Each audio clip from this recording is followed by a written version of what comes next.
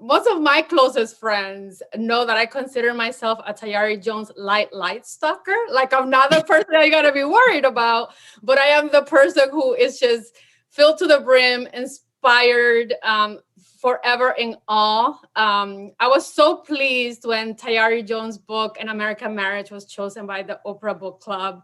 Not so much because of the Oprah Book Club, because I felt like it was gonna give it like a highlight so that the folks who weren't as exposed to her work as I have been, and so in love with it, would come to know this incredible writer. Light stalker, because I feel like we have so many things in common. Tayari also comes from a family. Her grandparents had 12 children, and my grandparents had 12 children. Her parents were in farms. Her father used to be a cotton picker as a child before he got a PhD, and her mom got a PhD. And both my parents came from farm work as children in the Dominican Republic. But most importantly, Tayari's work is deeply rooted in a contemplation of home, in a contemplation of social justice, in a contemplation of women's lives, both within the context of marriage, motherhood, identity. It's just so much of what I feel like I'm trying to wrestle with my own work as a writer. And I feel so much inspiration by Tayari. It has been like a dream come true getting to speak to you one-on-one, and having you be with us as a keynote for We the Women is just such an honor. So thank you for being with us.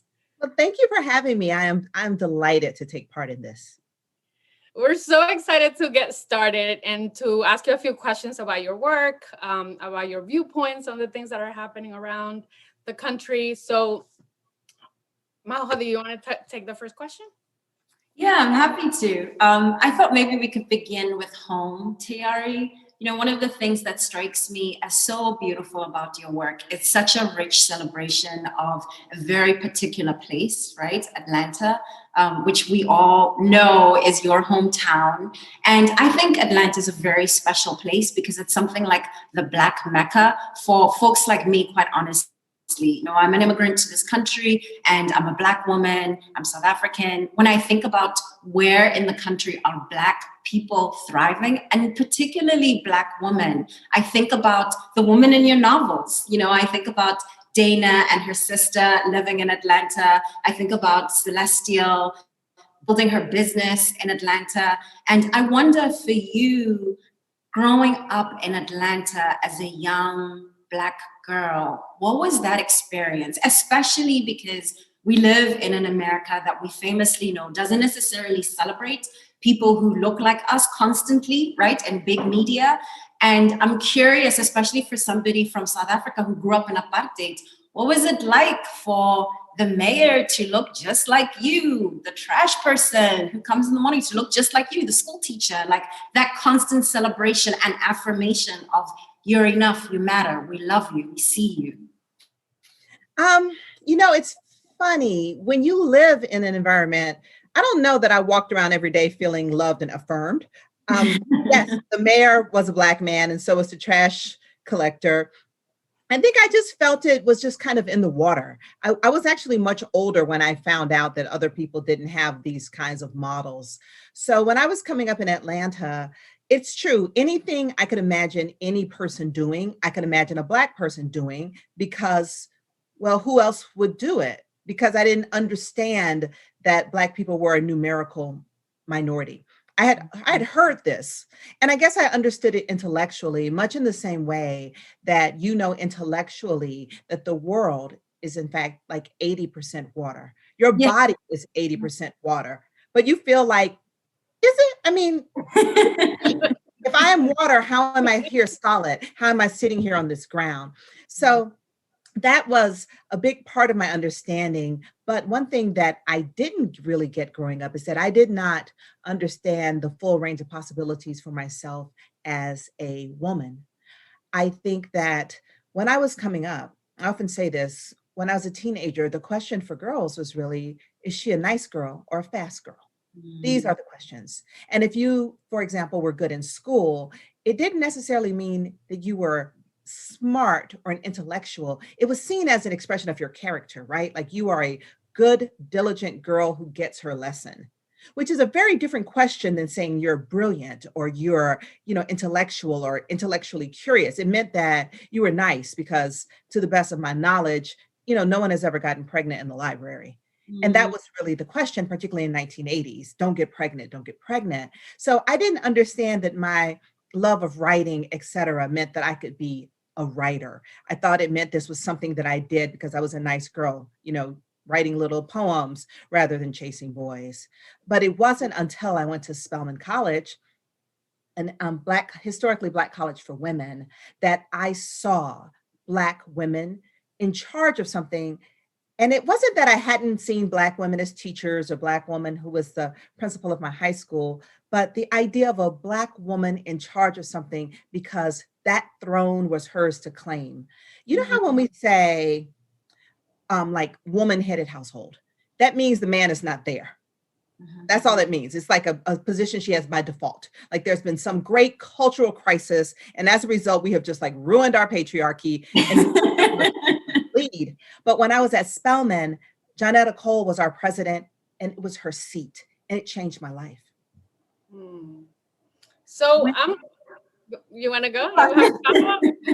Well, I was going to build on that one just by asking for you yourself. I mean, when we look at you, we see a woman who is in her seat, right? Who is in her power and in her glory.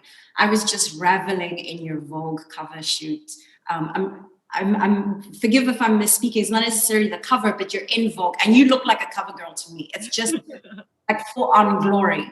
And what I'm wondering is, for you, when did you start feeling, yes, it's Spelman, I understand, but understanding your own brilliance and really owning that and being in the throne and being comfortable, like, yeah, I am that queen. Well, when I was at Spelman, I was so young. I was the youngest girl in the class. I was 16 when I went to college.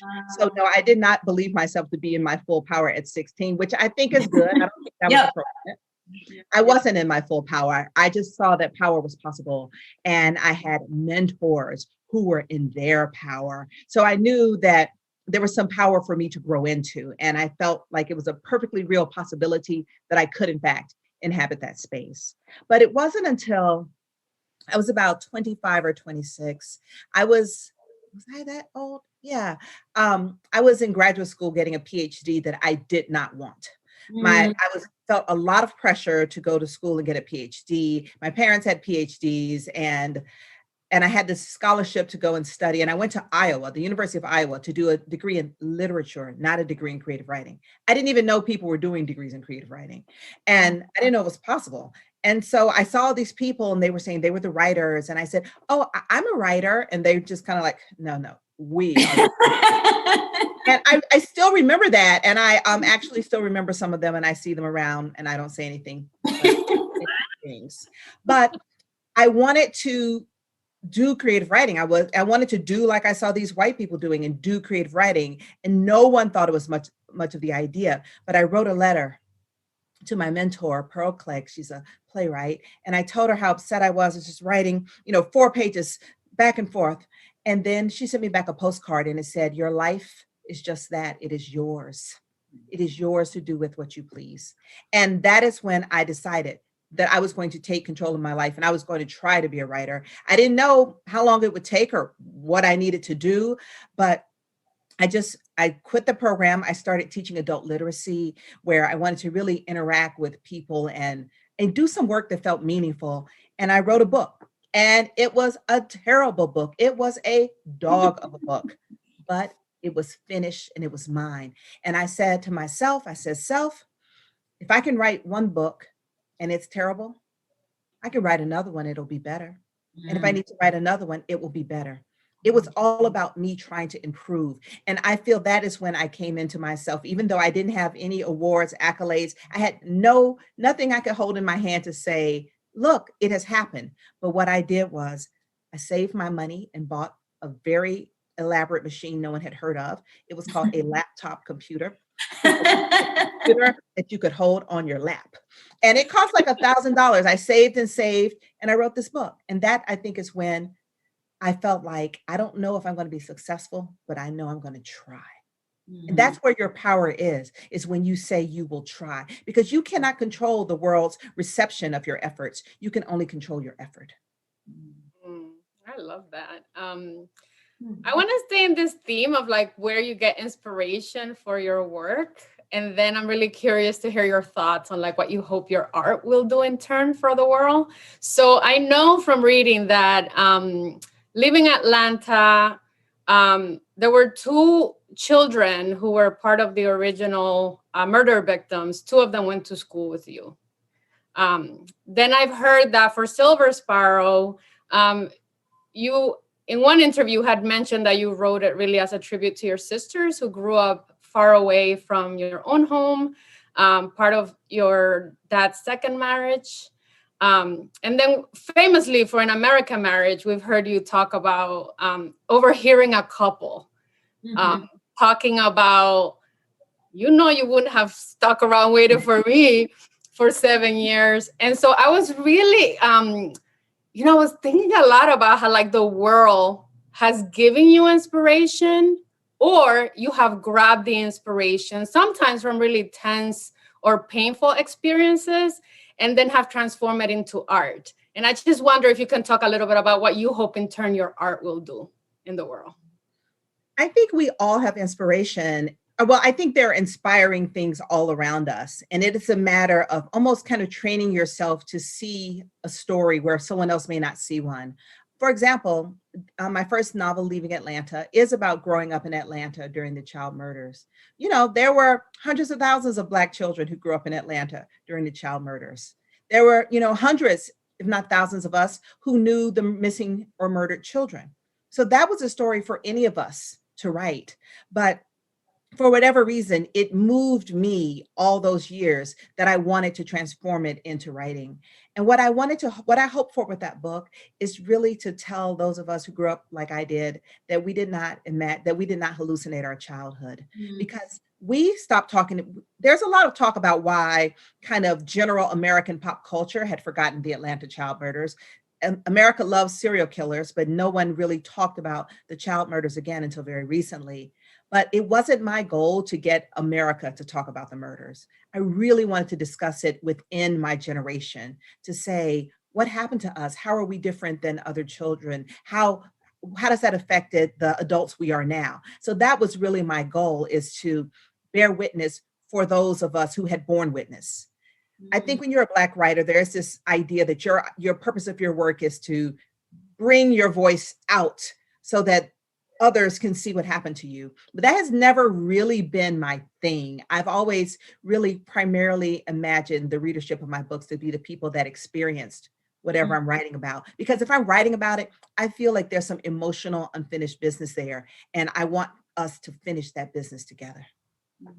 Yeah, I love that, because I think also, and I know that it gets kind of hard to talk about audience and who's the intended audience, but I know that within the heart of your work, there's this affirmation about both the world as it exists, but also the possibilities of the world beyond, through empathy, through love. And so I think that's kind of gorgeous to Here's the thing too.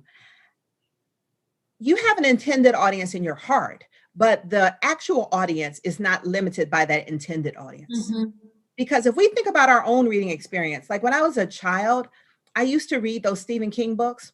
And I know Stephen King was not sitting at home in Maine or what have you, writing about things saying, this is going to scare the hell out of a little Black girl in Atlanta.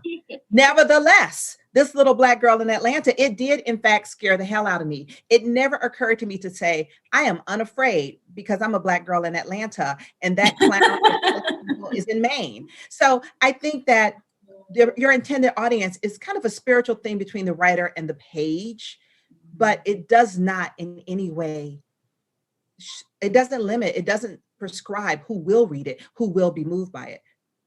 A book is not necessarily a love letter with your name on it, but it has to be a love letter with someone's name on it. So you feel that sincerity when you read it, even if the author is not talking to you. Can we talk about that though? Because there's something really interesting that you're saying about these books as love letters. And I'm curious if you write these, beautiful characters, especially your Black woman. Look, they feel to me not only like somebody that I know really well, but like an aunt, who's confessing something that is not always the prettiest side of her, but it's her truth, right? Or like a cousin or something sometimes that I've been through myself. And I'm curious the extent to which there is a love letter that's written in there centering Black women, because honestly, that's, for me as a reader, that's one of the things that I find so delicious about your work. You are not writing at all in the white gaze. You are speaking directly to somebody who has gone through this, as you said, right? Like in Atlanta with the young kids. I'm curious for you, this theme of celebrating Black women. How do you think about that? I can't write any character that I don't feel a profound empathy for, because it takes me so many years to write a book. I cannot spend several years with someone, even if it's an imaginary someone that I don't care for. I wake up at 5 in the morning and I spend several hours in that character's head. So just part of my process, I guess my process is a loving one. I don't like to read books where I feel like the author doesn't like the characters, even if the character deserves the dislike. I just don't like hanging around with people that I don't feel for. So I think that when I write my characters, I try to see them in their entirety. I don't know, I don't like to think of it as celebrating them, even though I like that it feels like I'm celebrating them. But I feel like if I go into a project celebrating a character, I'm going to flatten them because they're going to become symbolic. But I feel that if I care, my love for Black women is so deep and profound that I don't have to consciously celebrate to appreciate.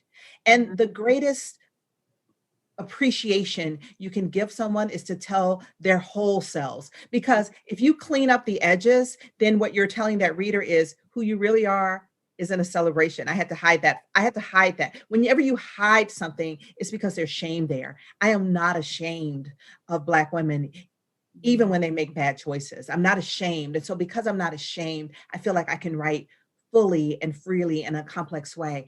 And if the characters have been cleaned up, or if I make them representatives of how I think you should act, as opposed to how I think people do act, then the work is no longer helpful to real people, because then real people, they fail to recognize themselves and they feel judged. I'm thinking too about the radical love that exists in affirming a life that's different from like what the mainstream claims or purports that it should be. Especially in the context of Black women.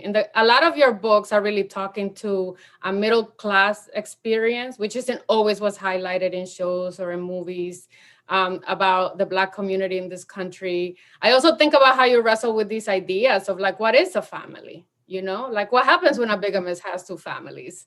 What happens when a woman is separated from her husband due to an unjust system, but still wants to claim a life of her own? Like, what about those things? And so there's, to me, this sense of like a deeply rooted radical love that exists in your work. And because of that, because I think what you're talking about is saying, we're going to look at all the parts of it, the parts that aren't so pretty, the parts that maybe aren't recognized as being the existence, which is just the humanity. We're all complex human beings.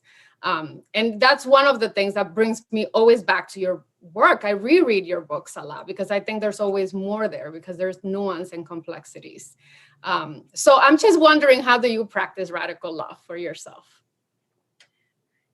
For me, a radical love is a constant excavation, looking for truth.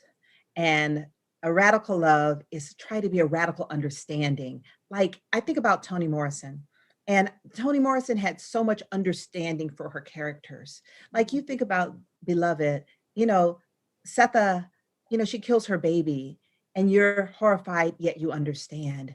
And that is the real gift, this understanding of the people who live right around you.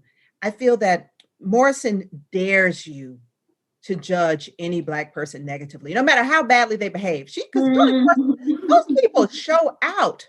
But she makes, when you read it, you're like, I could get that though. I mean, I haven't murdered anybody. But I could see how it could come to that. Like, she It's like she loves their whole everything. And that's kind of what I try to do in my writing. It's just write with love. And not, I can feel myself when I'm getting funky with characters. I've had characters I've taken out of the book because I was funky with them. And I said, well, obviously I'm not mature enough to write this character because I can't see the whole thing. So even James, the bigamist, he has 2 wives, 2 daughters. One daughter lives in shame and fear because she can never speak her father's name. Like, that is wrong. That man is wrong.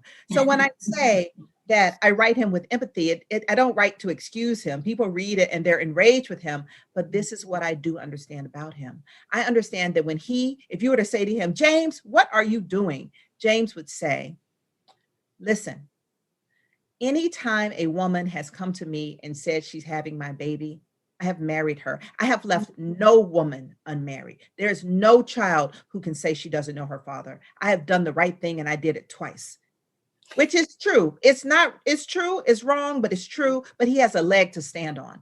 And that is, for me, the radical project in this book is not only trying my overall thesis of Silver Sparrow, which is that every child is legitimate, but also to look at this man who is in many ways a victim of patriarchy while he is completely enforcing these crazy, problematic, destructive patriarchal rules, but looking at his life, not using him to make a point, using him rather to explore a question. You know, Silver Sparrow, but also An American Marriage. I've heard you talk about both these books and approaching your characters and writing the story from all the characters being right? Like James, for example, understanding exactly what you just said. It's kind of a crazy idea. I mean, he really goes through the deep end, and what he puts Dana through is very hard to excuse. But the way that you present him to us, you're like, okay, well, I understand at least from what James's perspective. And the thing that I was really struck by reading this particular book, but also An American Marriage, is how big invitation that is for us today, what we're living through, this deep polarization that America is in. You're right, you're wrong. I'm going to turn this off. I'm not going to listen to you. What is it that is so magical that's happening on the page that allows us to get to know, even if we don't love all of the characters, right? But at least we can see into them. How do we do that in your book, but we can't do it in real life as easily? And is there a way that reading the book is an invitation to start doing that and practicing that muscle in real life? Well, that said, I only write about certain people. I don't write about, I'm not going to have in my book a white supremacist just home from storming the Capitol and, he comes over and asks for a cup of tea. That's not going to happen in my book because you know what? That's not my ministry. I do think there's other people's work that really invites you into other rooms. Different people's work invites you into different rooms. Mm-hmm. And you got to figure out what is the room to which you are the host and you can invite someone in. But I'm aware of my limitations and that's okay. And this is a thing too, like how I said, I really write about these Black characters and I write them imagining people like them reading them.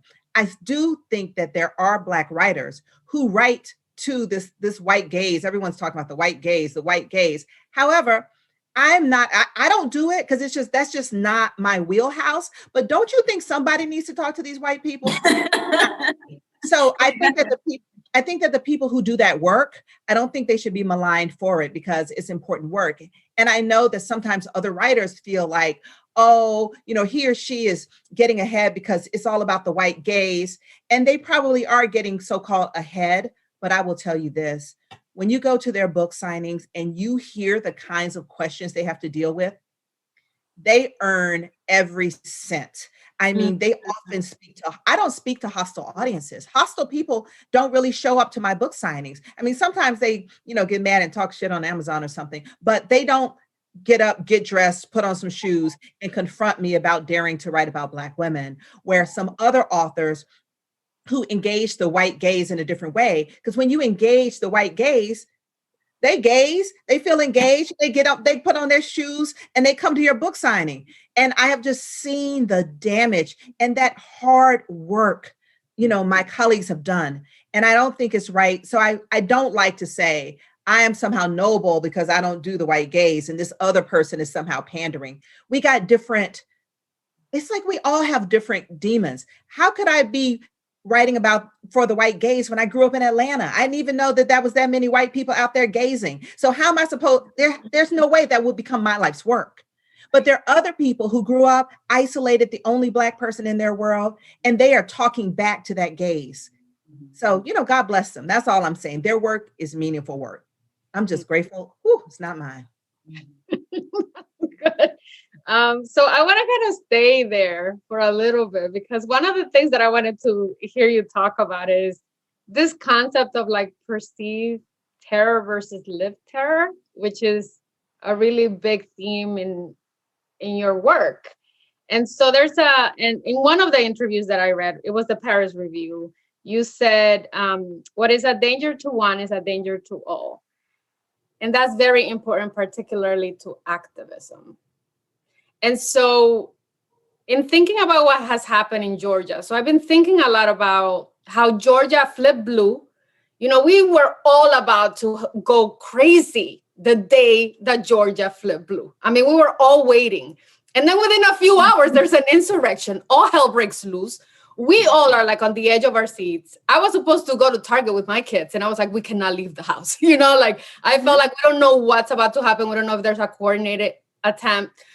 So now Biden wins, and we have Harris in the White House, and we feel like, my goodness, we came so close. Like that was really close. But in Georgia, there's been now like a series of like the most restrictive laws that are being passed to limit voting rights. And, I've heard us say that every time there's one step forward in this country, like the history of this country is that one step forward for civil rights is like two steps backwards, because we're always going to be pushing against that. And I'm really curious about the way that you look at what has happened when you talk about this tension that we have as artists. Like some of us are going to engage directly with this conversation about oppression and white supremacy. As women, we tackle patriarchy. And then some of us are going to say we're going to live in celebration of who we are. And we're just going to document that, archive that. And I'm just curious about like, how does real change happen? Because what's happening out there is very scary. I mean, the rights of women have been really demolished over the last 4 years with Trump. So, it's just really hard for me because I'm a big believer too in like the power of art to transform and change hearts. But there's something like really scary happening in this country. I think all of these things are happening at once. And I think it's important never to do one thing or the other, right? So, look at Stacey Abrams, my Spelman sister, how she did all this organizing, and Georgia didn't flip blue. She went and she registered so many people to vote who had felt that they were outside of the process. Mm-hmm. I read her book, Our Time Is Now. And her basic idea in it is that the biggest untapped voter block are non-voters. That instead of trying to change the hearts of people who voted for Trump, it's easier. The people who don't vote, the reasons they don't vote are the very reasons that if they do vote, they'll vote blue. They feel outside. And so she just went around listening, and her whole mission is to get people heard and make them think their vote matters. That's what she did. And so those potential blue voters were there all along. She got them to the polls, which is a little different than changing Georgia. It's changing who got counted in Georgia. You see what I mean? Because those people have been there. This is not, no shade, Charles Blow, but this is not just, people coming down from Brooklyn, to vote. She registered Georgians, people who've lived here their whole lives, and gotten them to raise their voices. But no, we're in a bad place. All these new laws to roll back the voting rights, that's real. But the good news is real too. And the fight, there's not going to be one day when the fight is over. Like, oh, that election, now the fight is over. we have these small victories and we get heartened from them and we keep going. What is the role of art? That is a question. This summer, I had a hard time writing because I felt like when I'm writing fiction, I'm just playing around with the imaginary friends in my head while these young people are putting their lives on the line out in the street. And I could not sit here typing on my typewriter, telling myself that, well, I'm doing my part. I'm writing a novel. That is kind of my part, but also, you know what? I wrote a check. I wrote several checks to bail funds. I said, somewhere out there, there's a young person in jail because of their putting their physical lives on the line to protest injustice. I'm gonna get her out. I'm going to get her out. She doesn't know my name. I didn't give and attach my name on it. I didn't tweet about it, but I was like, I'm gonna get her out. And that's what I did. And that is meaningful too. Art is meaningful, but making sacrifices to our own resources and comfort to help others, that is very meaningful. And we all have an obligation to help. It is the height of vanity to think that your poetry is enough. Your poetry is part of what you have to contribute, but the rest is actually doing something to help somebody. Mic drop. I feel Yeah, like mic drop. No, I mean, that's a serious mic drop because I do feel challenged by what you're saying, right? I think it's a very serious thing that you're saying, that the height of vanity is believing that your poetry is enough. We are artists and we do believe that the art that we create matters. That's why we're talking to you. But at the same time, we also, we're the company that calls itself Love is a Kind of Cure and believes that those small acts of love are how we move forward. What you're describing with Stacey Abrams, that's not like 500 crazy abstract things. That's like, no, right now, today, what are the acts we can take to get the people who I see every day and touch and feel, to get them to the polls? So it's a very interesting, and I actually think there's even a little bit of friction in what you're saying. And how can those two things be true at the same time? That our art has to be equal to this moment, but also like, get your behind out there. Like after you're done listening to this, like do something. Yeah, to me, it's not a contradiction at all. Because here's the thing. Imagine you had another job, you weren't an artist. Let's say your job is data processing. You process your data and then you go do something else. Like, I think this idea we try to tell writers, like, oh, it's what you do is all consuming. You can only do one thing. You have to choose between being a writer and an activist, between being a writer and a mother. You can do more than one thing at once. I just don't know what people get out of this idea that you can just do one thing. So there's no tension in that. Do both. Maybe there's some tension in how much time you spend on each. But really, I didn't hardly write anything decent this summer. I'm glad that I gave money and did things to help people because I know I did that this summer. And I'm going to hopefully I'm starting like May 1st. I'm going to put my head down and I may fully immerse in the writing this next summer. And that's fine because I know that I'm making other contributions in my life. We can do more than one thing at once. Tell them. And I really think that, and one more thing I just want to say, I think that is a myth of the artist that has been imposed upon Black artists. This only very recently that Black artists have been under the impression that they're not supposed to do nothing but one thing. That is new. Like there's this great article by Alice Walker in Search of Our Mother's Gardens called something like The Unglamorous Work of the Revolutionary. And it's just about the work you do in your community to make things better. Like she wasn't like, oh no, can I write The Color Purple or can I help old people who need to get something to eat? We have The Color Purple and the old people ate. Yep. Yeah, but I also think that, as an immigrant, as a woman of color, like I think it isn't very often that we actually have the privilege to even choose to only do one thing.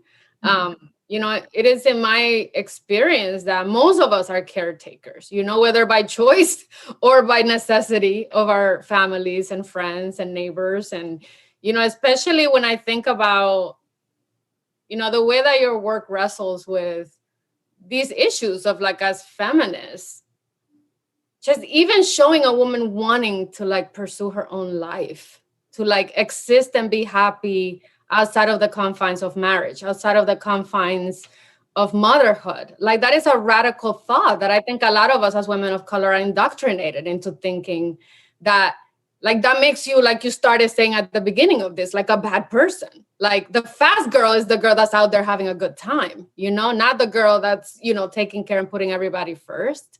So, I mean, I think part of it to me too, and coming into my own, I think largely because of your work and like the work of other incredible women that I was reading, was like saying, okay, I worked a full time, like the whole 15 years I was writing my book, and it didn't take it away, because I was like, you know what, I don't have that privilege to be able to pursue my writing. Like that's not available to me, but also that doesn't mean that I don't get to be a writer. It's just gonna look different than other people. And especially like and meaningful. All these things you're describing are meaningful things, and they fed your work. Your work would not be this good if you were just sitting around in the house with your slippers on, doing nothing but thinking. You were out living, filling the well from which you will draw. Yeah, well, I was telling Maho Hode when we were talking last week that, I always find like this, like an amazing sense of optimism in you as a person. Like when I've seen you talk, and I've seen you in conversations with other writers, like there's a way in which you have this ability, which is this tenderness that you're like, also get over yourself, like get to the work. And it's so necessary, because for those of us that are creating, I mean, listen, like that New York Times article that came out last year, like I remember being devastated, like being like, but however are any of us gonna make it? If it's like astronomical how many of us make it through. And and the fact is that some of us do make it, and more of us are making it. And so like this sense of optimism, I'm just really curious about how you keep your optimism alive, even in the face of these terrible times. Well, here's the thing. It is true. I remember I first met you right after that article. You did, and oh my God, this is so embarrassing. That thing, honey. Did you? But here's the thing.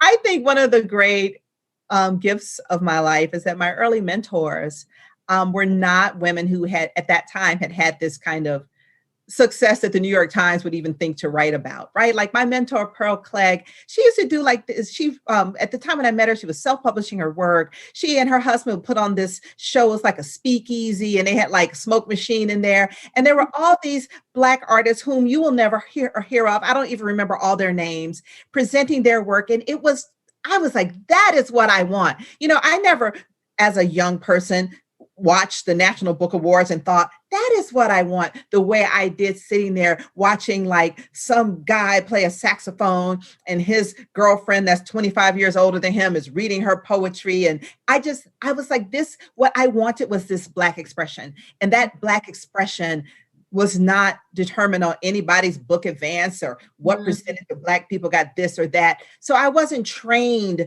to look at that as to whether or not I could make it. The only thing I wanted to make was the art. And I felt very glad that had that, yes, of course, I got disappointed when the racism in the industry, it hurt my feelings, but it never took me so far down that I didn't think I could get back up, or that I guess what I mean is I always knew there was another space, another legitimate space in which to thrive. And that's the most important thing. You cannot let your happiness depend on the opinions of people who don't respect you. So you just let that bother, just like, the racism on your job. There's racism on your job. It annoys you. But that racism on your job is not your life. It's not your true heart. And that's the way that I deal with it. It's not my true heart. Now, the thing that I have the hardest time, it is really the patriarchy that I have the hardest time dealing with, because the racism, like I say, is at work. The racism might be in a book review. The patriarchy, that's in my community, that's in my home, that's in my life. And that one is the hardest for me, because these are people about whom I care, whose opinions I care about in a different kind of, it affects me in a different emotional way. Well, can I follow up there, Tayari, because I was thinking so much about the patriarchy, especially in Silver Sparrow. And I'm curious, having written that book, which to me feels like such an intimate passing of patriarchy at such an intimate way. I'm not asking for like, okay, well, what do we do? I'm not pretending that like you have all the answers, but I'm curious when you're done with a book like that, and when you're in the process of writing about a bigamist, what do you see that's like, here's the quick fixes, here's some things that I just wish were different? The thing for me in that particular book, because you have the two sisters. One is the daughter, his public daughter. He's married to her wife, and they're kind of pillars of the community. And the other is his secret daughter. And my main thing is that, like, if I had to boil it down to one sentence, is that every person is legitimate. And it's important that both the children be daughters, because I don't think that character would have let a boy be unacknowledged, because that would have been his only son. He would have made some new rules, right? Because every son is legitimate.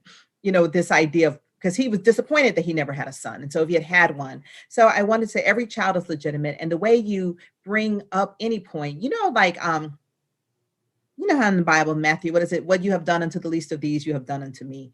I always look at the person who is the least of these in this equation. And whatever book I write, I do think, who is the least of these? And that person's experience says something very powerful about the community in which they live. So how Dana is treated, and how Dana and Charisse both, suffer with, they're trying to find their sexuality. They're looking at the ways their mothers have been trapped by marriage, yet they desire love, all of that. I think it was important to put it out there, but put it out there in a way that it's very complicated so that other people can have conversations. The greatest thing that happened to me in my whole writing life involves Silver Sparrow. I gave a book signing, and a woman came and bought like 8 hardcover books, which people do sometimes because they're in a book club or something. So I thanked her and I signed them. And then when I came back on my paperback tour, the lady came back and she gave me a gift, and she said, "Don't open this till you get home." I said, "Yes, ma'am," because she was older than me and I was busy. And when I got back to my hotel room, I was like, "Oh, let me open that." People give me things sometimes. And I opened it, and it was a picture of her and about 5 or 6 other people, and they were all holding the book and smiling. And I thought, oh, this is her book club. No, when her daddy died, they found out that he had secret children, and she bought this book for everybody so that they could talk about their own experience. They could talk about the book and talk about themselves, but they're only talking about the book. So it allowed them a way in. And I thought, oh, this book was for them. Every book I've written, I've had an experience where I met someone and I thought, oh, this one was yours. Just one person, just one family. But I thought, oh, that was the purpose of this. It's these people, and they were smiling in the picture. Oh, that's beautiful. You're gonna make me cry. The literature does matter. Sometimes I'm not suggesting that it's vanity to write or vanity to read. It matters a lot, but it's just one of the things that matter. Yeah, I think that affirmation too, which to me it's so important, is that, and when you talk about legitimacy, because I think one of the most dangerous situations that I see as an immigrant in this country is how easily we're able to be convinced at a higher level, at a really macro level, that some people just really don't matter. Like the immigrants who are crossing the border don't matter because they're criminals, because they're crossing the border and they're not supposed to. And like, we never think about like the issues and the ways that the United States have affected countries south of the border that have created a situation where people are fleeing situations, right? So it's this really narrow focus we have as a country and how easily it becomes. So it's interesting because one of the things you said earlier that really stuck with me, I was having a conversation with one of my friends, writer friends, and we're talking about this concept of like humanizing people through literature, and how there's a huge backlash for people saying, we're not here to humanize anybody. We're here to complicate or create nuanced perceptions, And then there's this other, you gonna say something? I can hold on to it. Keep going. Well, I mean, I think part of like what to me, it becomes very charged and difficult to engage in conversations where like my humanity shouldn't even be a point of question, like just my right to exist, my ability to seek a better life for myself and my family. Like largely the reason my family ended up in this country is because we were searching for a better life. And most of us got it, not all of us. There's members of my family that are worse off for coming here. And when I look at like the root of why that is because those people were denied like basic humanity. Well, I mean, you cannot humanize a character because the character, was already human. Like to say that someone needs humanizing. So that's one. But secondly, I was just thinking, actually, you enhance the humanity of your reader. Like if your reader reads a book, and because of reading the book, the reader becomes aware of the humanity of another person, then that reader is actually the one who's been more humanized. But like, when I write about my characters, I'm not giving it. They already have humanity. I'm just writing about their humanity, but I'm not giving it to them. Or like when they say giving voice to the voiceless, everybody has a voice. Like I can't give anybody a voice. I can maybe amplify that voice. I can draw attention to that voice, but it's so just incredibly arrogant to think that you can humanize somebody. What are you, God? You can't humanize somebody. What do you think you're doing? And what it just drives me nuts. But I do think that it is important that the role of imperialism is the American conversation very much stops at its borders, and it doesn't understand the role of the U.S. in the circumstances of countries all over the world. You could preach that one. I mean, we're both immigrants, so we've got stories for that, personal and political for days. We are almost at time here, but before we wrap, I would love to hear you talk about Harriet Jacobs and what she means to you. I heard an interview and I was so moved and delighted at the same time when you were talking about, here's this woman, right? She was born enslaved and she finds a way out and her babies are there too, but she's in hiding. And the only way that she can leave with everything that matters to her, her heart, her children, is if she hides for, what was it, 2 years or something? No, it was like 7 years. Oh, wow. And here we are complaining about 2020. Yeah, I mean, Harriet Jacobs, I am fascinated with Harriet Jacobs. I read about her when I was in college. I'm looking up, and I believe it was 7 years. I'm pretty sure. I'll look it up for you. Okay, you look it up for me, but I'm fairly certain it was 7 years. But I don't want to be out here and 7 years, just like I thought.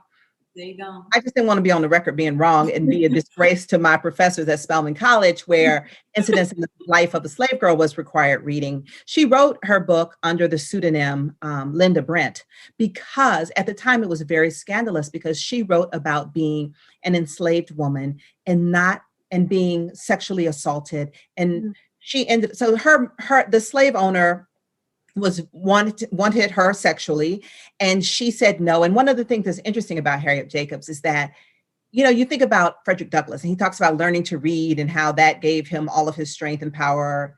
But Harriet Jacobs could read. People knew she could read. And the slave owner was writing her filthy notes. He was using the fact that she could read to sexually harass her, which is so interesting in compared to Douglass, right? So she did not. And so she ended up marrying.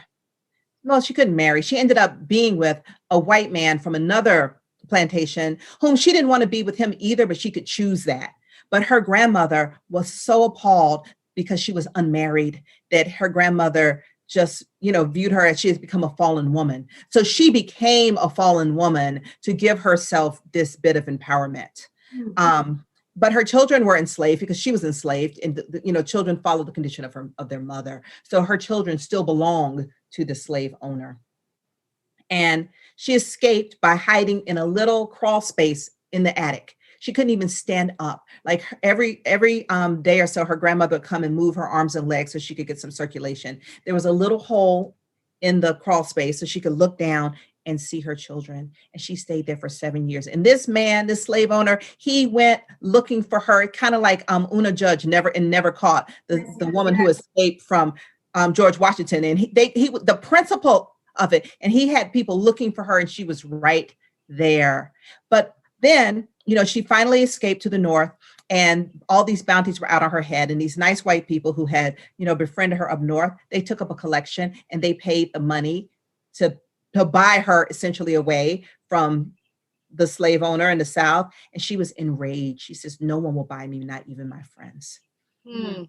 And the thing, though, about Jacobs that I think of often is that the way that she avoided being raped was that she says she used sass. The scholar Anne Ducil described that. She just kept talking. She wouldn't stop talking. Mm. And this is what, just using her voice, literally, she used it to save herself.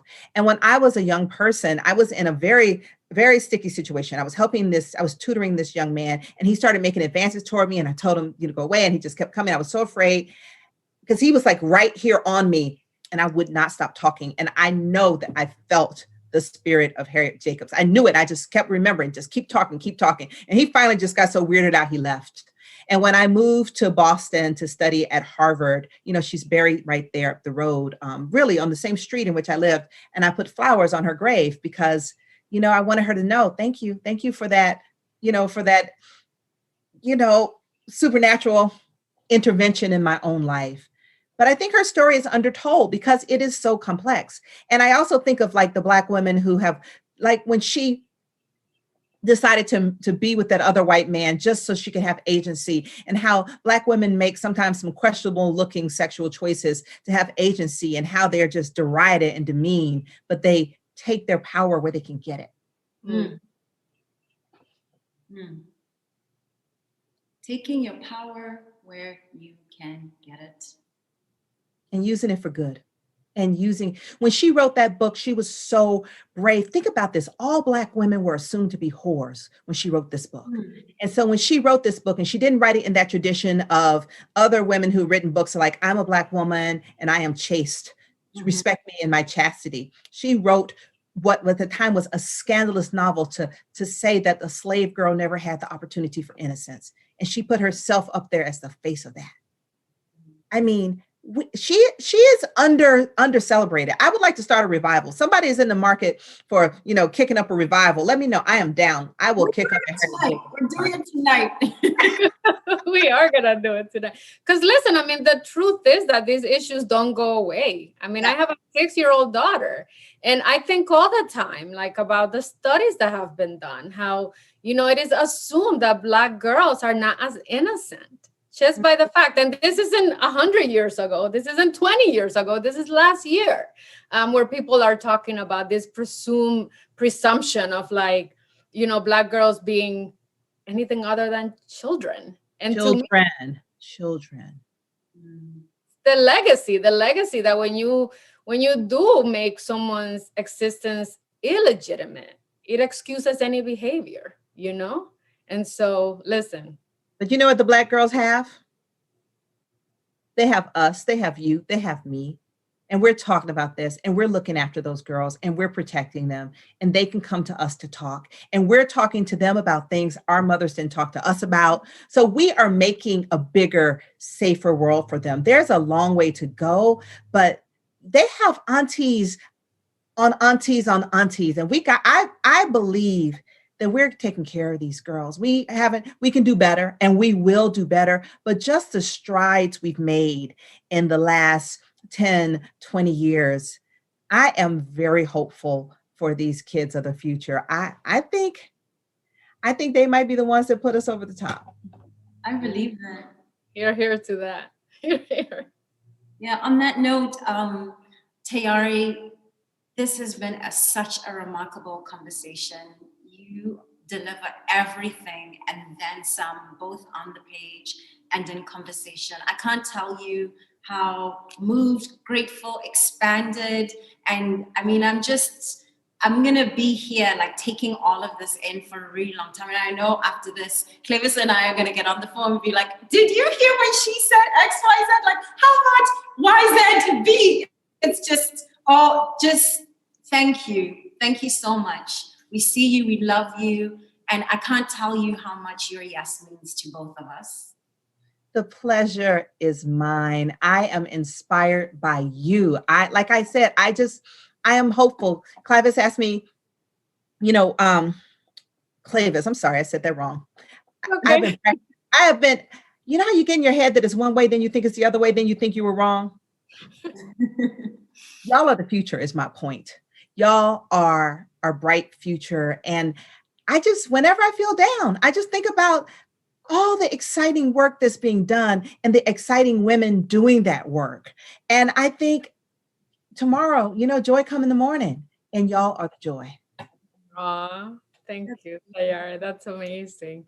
Listen, you can mispronounce my name anytime. No, I refuse. I cannot mispronounce anybody's name. That's a violence you do to people when you say their name wrong. Well, listen, you are a gift. I mean, Mahodi already said it, but again, thank you for being a gift for all of us. Well, thank you. I just want to just shout out both Spelman College, which you've said, who we love and admire as sisters ourselves. And I also want to give a big shout out to the Museum of African Diaspora, who has very generously agreed to co-present this conversation with us. Thank you for believing in us and the mission. And a particular sister there, Sarah Ladipo Mainiga, is a dream human being. And the work that you're describing, Tayari, of creating space, making room for those who are coming after us, both Clevis and I have definitely felt that in your being with us tonight for sure, but also in how Sarah has shown up for us. And I think a beautiful takeaway for everybody who's listening today is think about the young, especially Black girls in your life. Where are the small pockets of space where you can just edge the furniture sideways and make room for her to run around, to let her hair loose, and to just be, like let her be and thrive, and them, and however she, them identifies. Thank you so much for joining us tonight. Tayari, you're a dream. Clevis, I love you. Have a beautiful evening. Oh,